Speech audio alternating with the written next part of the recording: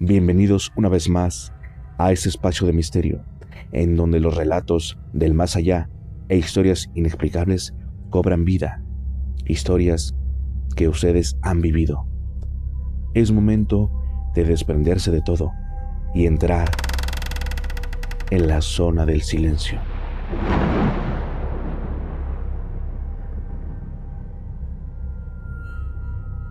El maestro Aarón siempre fue un hombre de ciencia, de lógica. Frente a su clase, con la seguridad que te da tener 25 años de edad y un título universitario, miró a sus alumnos a los ojos y sentenció: es totalmente falso, niños. Eso que dice la gente. Los difuntos no regresan el 2 de noviembre. Solo son creencias, leyendas para justificar una celebración. Los muertos, muertos están. Pero aquel joven profesor, recién llegado a la Sierra Norte del estado de Puebla, estaba por aprender de la peor manera que hay verdades que no se enseñan en los libros, que el olvido tiene un precio. Cuetzalan no es un lugar común, es un pueblo donde la neblina emerge de la tierra como un aliento gélido que lo devora todo. Aarón vivía en una pequeña casa prestada por la comunidad, una construcción antigua, cuya barda trasera colindaba directamente con el muro del panteón local. Esa noche, el frío se filtraba por las rendijas. Aarón estaba solo, sentado frente a una mesa de madera muy vieja, iluminado apenas por un foco muy tenue que parpadeaba, amenazando con dejarlo en tinieblas. Calificaba montones y montones de cuadernos. A lo lejos, el ladrido de los perros no sonaba a advertencia, sino a un lamento fúnebre que erizaba la piel. De pronto, un aroma extraño inundó la habitación. Incienso, un olor a cera quemada y a flores marchitas. De pronto, un toquido en la puerta. Aarón se sobresaltó. Eran casi las 12 de la noche. Con las piernas temblando, tomó su lámpara y abrió despacio la pesada puerta de madera. Pero no había nadie, solo la niebla espesa y el silencio absoluto. Pero al bajar la luz, vio algo en el suelo. Era un cuaderno. Era un cuaderno antiguo, con las pastas raídas y las hojas amarillentas por el tiempo. Al abrirlo, el vello de sus brazos se erizó. El cuaderno estaba lleno de planas infinitas, escritas con una caligrafía infantil y desesperada que decía: no debo de gritar en clase, no debo de gritar en clase. Mientras leía, un sonido seco golpeó el techo de lámina sobre su cabeza. Pasos, pasos pequeños pero firmes. Aarón salió al patio, apuntando con su lámpara hacia la barda del panteón. Allí estaba, un pequeño sentado de espaldas sobre la barda del panteón. Vestía un uniforme escolar de otra época, uno que Aarón solo había visto en fotografías, color sepia, de los años 50. Oye, ¿qué haces ahí?, alcanzó a articular el maestro con una voz quebrada. La criatura giró lentamente. Aarón soltó la lámpara al ver aquello. El rostro del niño era una máscara de palidez absoluta, carente de facciones vivas. Donde debían estar sus ojos, solo había dos cuencas negras, dos huecos vacíos y profundos, de donde brotaban frenéticamente decenas de polillas negras. Aarón corrió hacia el cuarto, atrancó la puerta y se hundió en un rincón.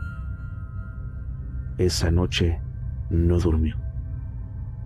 Cada vez que cerraba los ojos, escuchaba el susurro de las hojas del cuaderno pasando solas. Al amanecer, sin dar explicaciones, Aarón presentó su renuncia ante la directora. Huyó de Cuetzalan, dejando atrás la sierra, el frío y aquel cuaderno que, juraría, había dejado tirado en el fango. Años después, ya instalado en la ciudad y con una vida nueva, Aarón movía unas cajas de recuerdos en su casa. Al fondo de una de ellas sintió un roce áspero. El corazón se le detuvo. Era el cuaderno amarillento. Con las manos sudorosas lo abrió por pura y macabra curiosidad.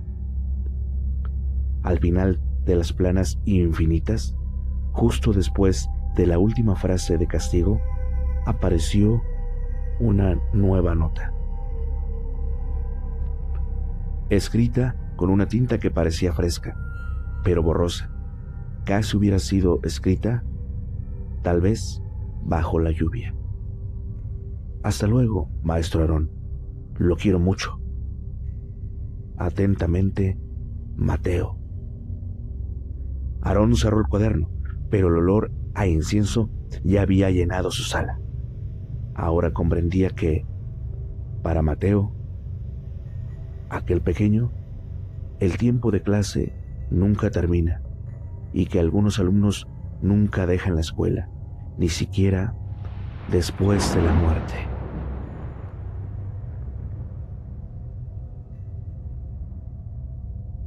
Continuamos, amantes del terror.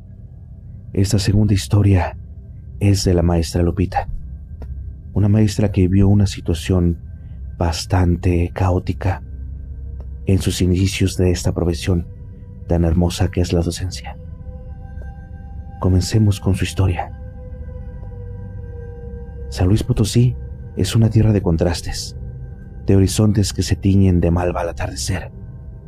Para la maestra Lupita, recién egresada y con el corazón lleno de ideales, su primera plaza en el pueblo de San Antonio de Coronados era el inicio de un sueño. Pero en los pueblos antiguos, los sueños suelen mezclarse con las pesadillas que la tierra se niega a sepultar. La maestra no creía en aparecidos.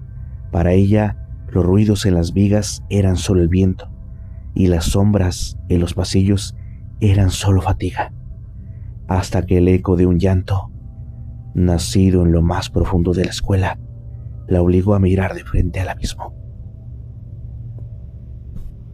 La escuela era una construcción de techos altos y pasillos que guardaban el aire del desierto, incluso en los días de sol. Una tarde, después de que el último alumno se hubiera marchado, la maestra caminaba por el corredor hacia los baños. El silencio era tan denso que podía escuchar sus propios latidos. Un sollozo fino lo escuchó de pronto, agudo, cargado de una tristeza que no parecía humana. Provenía del último cubículo del baño de las niñas. La maestra se detuvo en seco. El aire se volvió pesado, con un rastro metálico, como si el ambiente se hubiera cargado de electricidad estática.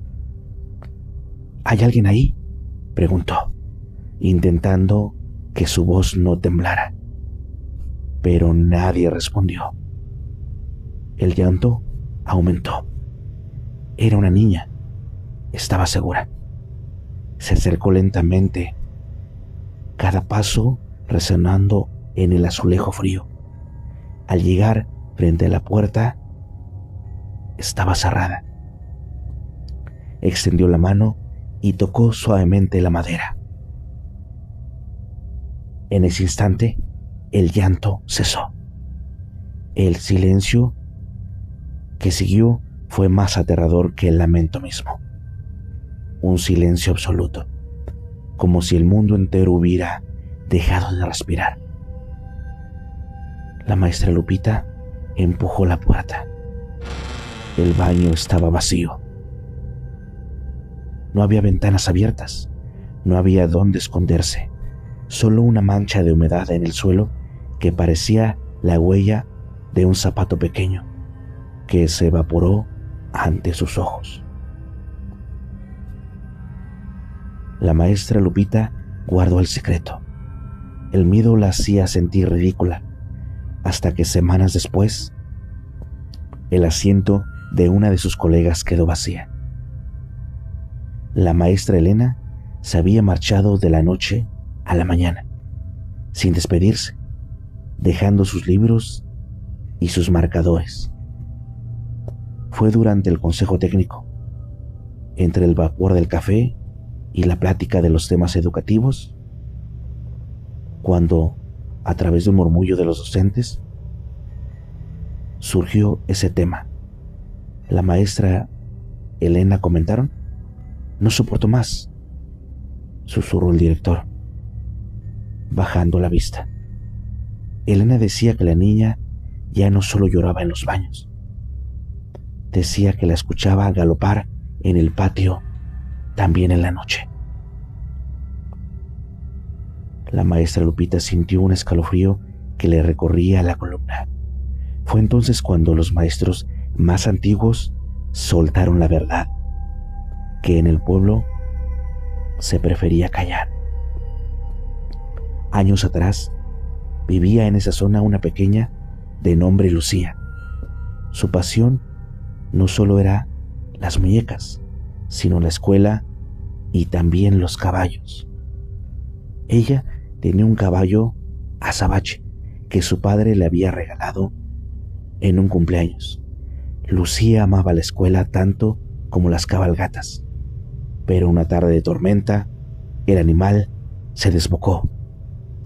El galope frenético terminó en tragedia y solo quedó tirada en el pedregal una mochila sucia de lodo.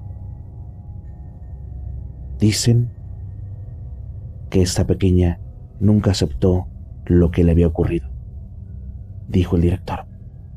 Dicen que para ella el recreo nunca terminó y la campana sigue llamándola a clase. Esa tarde, mientras la maestra Lupita recogía sus cosas para irse, un sonido lejano la hizo congelarse.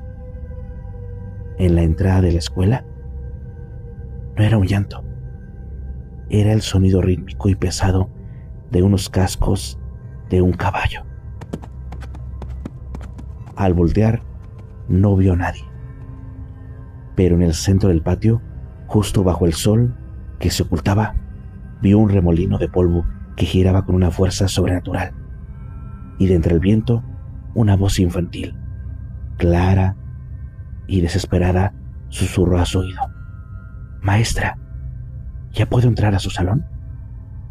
La maestra no miró atrás, pero al subir a su auto, en el espejo retrovisor pudo ver por un segundo a una niña con el uniforme escolar, parada en la puerta de la escuela, llorando desconsoladamente, porque sabe que por más que espere y espere el timbre, nunca más podrá volver a aprender en esas aulas.